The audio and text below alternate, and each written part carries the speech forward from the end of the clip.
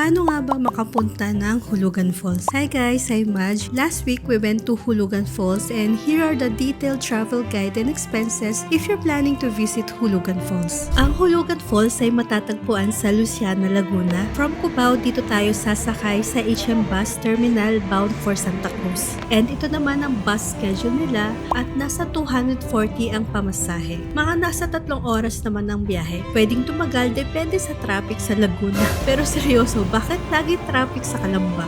Then, dito tayo bumaba sa terminal ng jeep Palukban. First time rin namin maka-experience sumakay sa ganitong kalaking jeep. Hindi naman siya punuan since after 10 minutes umalis na rin tayo. And halos mga nasa 30 minutes din ang travel time. Pagbaba, may mga nakaabang na ring mga tour guide. Then, sakay lang ng tricycle papunta sa registration area. 70 pesos each ang fee and 500 pesos naman ng tour guide fee. Kung wala pa kayong baon, I highly recommend na itry itong buko bibingka nila. 120 pesos, 3 peraso na siya. Tapos, nakalagay siya dito sa cute na pandan basket. Meron nating tindahan dito, paliguan, and parking area.